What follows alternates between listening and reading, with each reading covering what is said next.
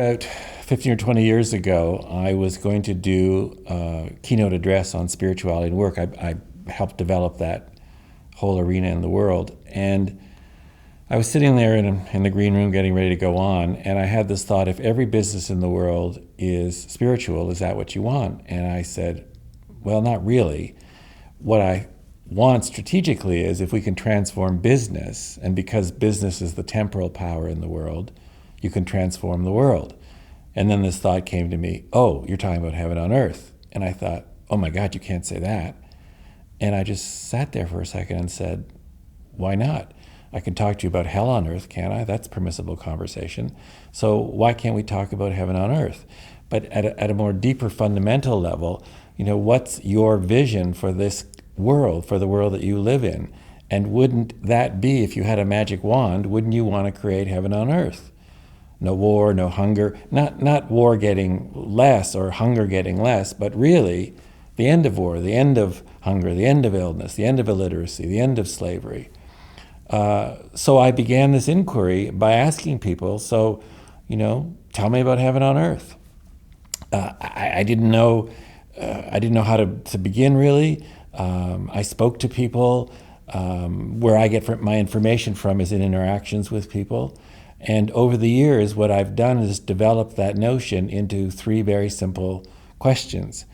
Because the problem with a world vision is if you're going to impose it on somebody, if you're going to proselytize about it and try to shove it down somebody's throat, they're not going to want to buy it. And so what that's done is given world visions a bad name because of the energetic that goes with the world vision. Namely, I'm going to try to shove this down your throat.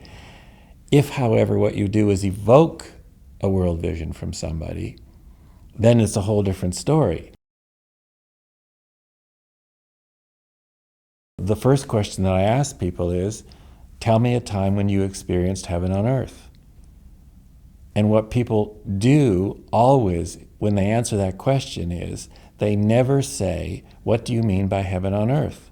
What they always do is simply answer the question. So that tells me that there must be what I call an already knowing present deep within them that knows, yes, this was a time I experienced heaven on earth. Walking in nature, seeing my child born, watching a flower, whatever, but they know. So that's the first question. The second question is, here's a magic wand, and with this wand, you can have heaven on earth. What's heaven on earth for you? And the answers are miraculous. Not only the content of the answers, but the space from which people come when they answer the question, what is heaven on earth for them?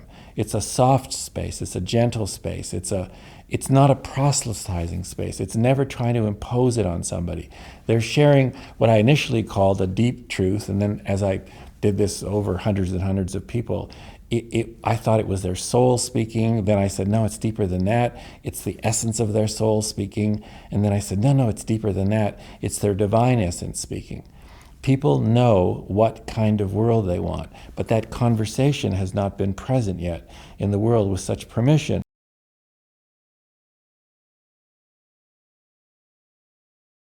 And then the third question is, what simple, easy, concrete steps will you take in the next 24 hours to move that forward? So you see, we've got the big idea of what heaven on earth is, which is really not a big idea. It's soul speak. It's essence of soul. It's divine presence speaking. And then you ask them to take a small, tiny little step. And guess what? They're in the game. They're starting to play.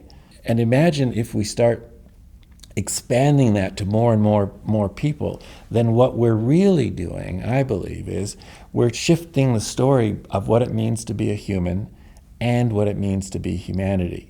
Because at the stage of awareness that we're in now, globally, and with all the global communications that we have, we're at a new stage. Well, let's make that stage, let's make that story, for me, very concrete for people, that we are co-creating heaven on earth.